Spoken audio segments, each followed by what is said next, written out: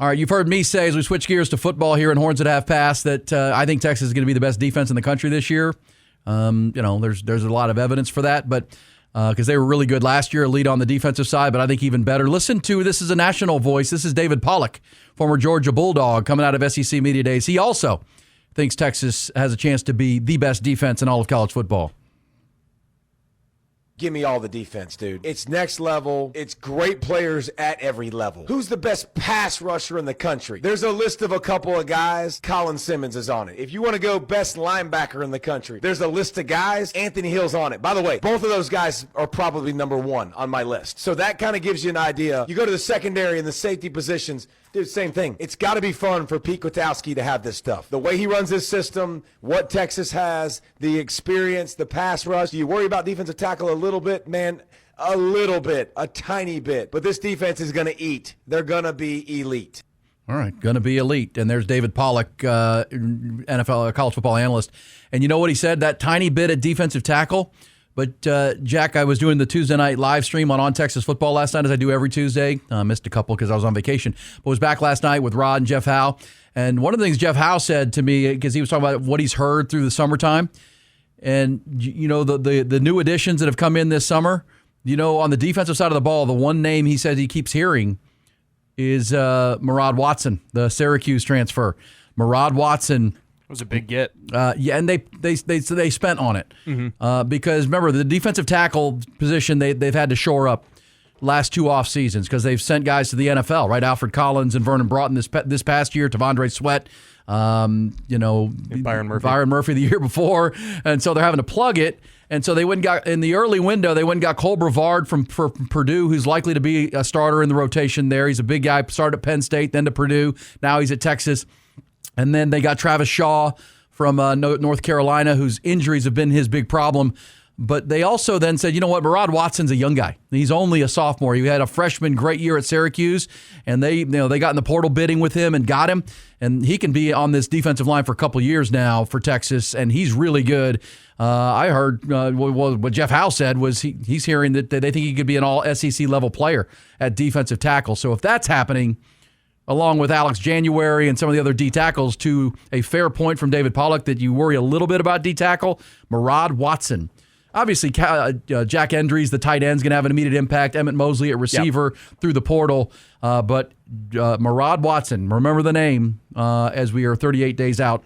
When we get to that Ohio State game, he might be your starting D tackle next to either Cole Brevard or Alex January. Yeah, and I have faith in this coaching staff. And remember, Murad Watson, when you get to pass rushing situations, he can slide inside and take that because he's an athletic, long-armed defensive tackle who can also slide to any position.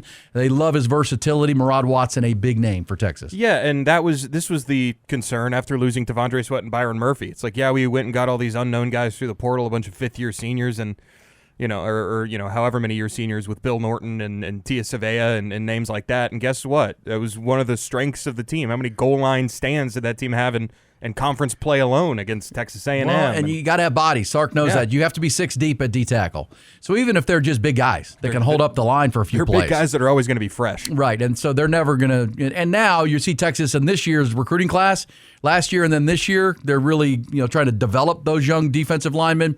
Justice Terry last year out of the state of Georgia. This year they've gotten in there and really and gone after the defensive tackle position. Those are the hardest guys to find. And so they've had to shore it up through the portal the last few years, and now I think they're trying to do it homegrown. But just wanted to mention that. Murad Watson, a name that doesn't get talked about a lot, that I think we will be talking about a lot come season time if he can stay healthy. As for Ohio State Buckeyes, we heard Ryan Day talking about Jeremiah Smith off the top because they were the featured attraction at Big Ten Media Days yesterday.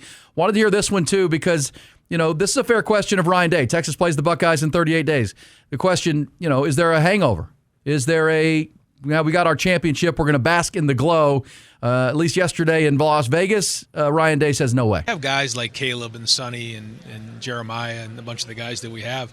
In that first leadership meeting about 2 weeks after we got done, they were like, take the national championship stuff down. We didn't do anything. This is our chance to leave a legacy. This is our team. And I give them a lot of credit for that. One of the goals that we had was redefine the structure, rebuild the culture. And that's exactly what these guys want to do. They want to rebuild it, not just reinforce it, because a lot of guys didn't know what the culture was like. So I think that was important for those guys to understand that part of it. They want to leave their own legacy behind. And quite honestly, they're so competitive. They're tired of hearing about last year's team. Even though some of them were on last year's team, they're like, we've lost all these guys. Like, they're seeing it as people counting them out. And I think they're excited to get going with this August camp. It's an important camp for us because of the first game. Because of the first game, which is Texas. And Sark, how about this down at the coaches' convention, the coaches' school this weekend in San Antonio? Steve Sarkisian was the keynote speaker yesterday, Jack, to wrap it up. The Texas head coach talking to the 18,000 or so assembled coaches from the state of Texas. And how about this? He openly said, because remember last year they had a game before the Michigan game? But he said, the last 2 weeks of camp is all Ohio State. And they've been working about Ohio State up to now. And we've seen how good Sark is planting with time. seeds and doing things. And but he said, our last 2 weeks of camp is all Ohio State because that's our first game. And I'm sure Ohio State will do the same thing for Texas. Ryan Day's a smart guy. We got to get it because remember, if Texas can win that game, whoever wins that game, Texas' next 3 games build depth games.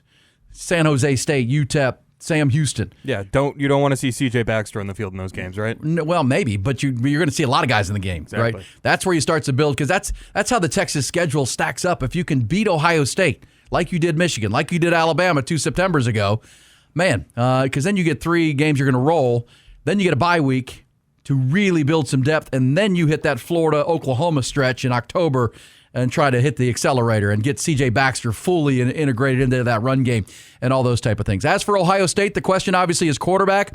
I do not have the audio of Ryan Day saying this. I will try to find it, but he said as far as the quarterbacks go, he left spring practice saying it's dead heat, and it's apparently starting Big Ten Media Days yesterday. It's still a dead heat. That's between junior Lincoln Kienholz and the freshman Julian Sayin. I'm just saying. And that's where it's at. He says it is still a dead heat.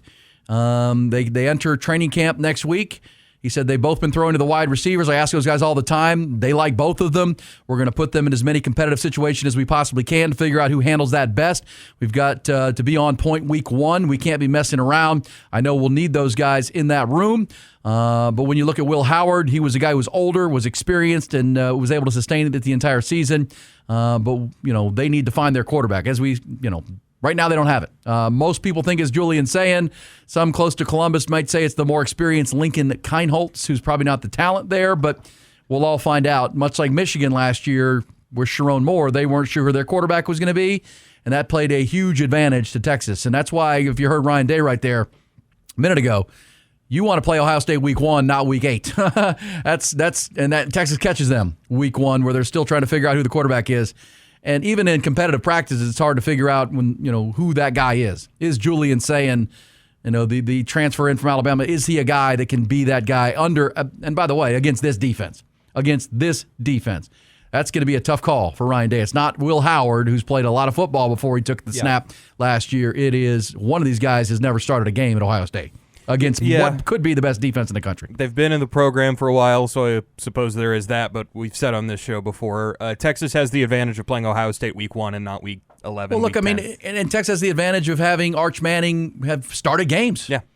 Now, he's got to face a rebuilt defense, and we're going to get to a break here, but we will hear Ryan Day talking about what Matt Patricia brings, the rebuilt defense and all that coming up.